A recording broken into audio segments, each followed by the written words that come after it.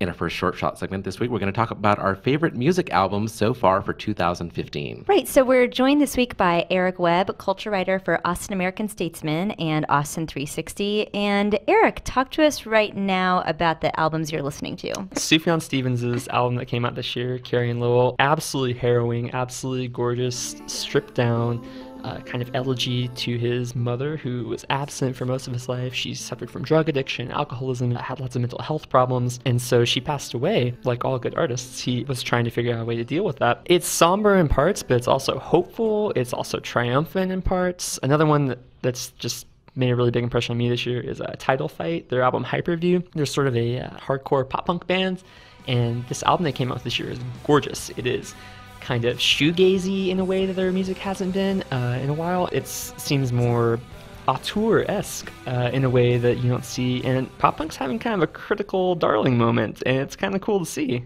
Courtney Barnett, Sometimes I Sit and Think, Sometimes I Just Sit, has been on repeat for me.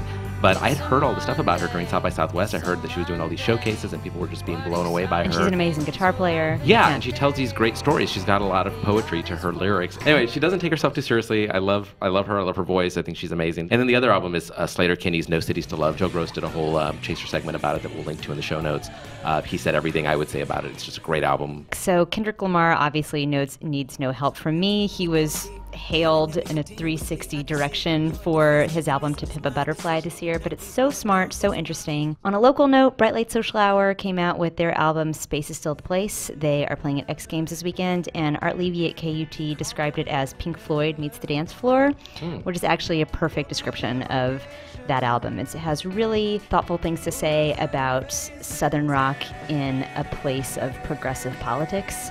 So if you are into that, check out Bright Light Social Hour's new album, Space is Still the Place. Great. Well, listeners, viewers, if you have albums you want to tell us about and stuff we should be listening to, like, hit Eric up. At EricWeb89, let me know what I should listen to, and, tweet out some thoughts. At Statesman Shots, and we're on Facebook. Let us know what you're listening to, what's burning up your Spotify playlist, and we'll check it out.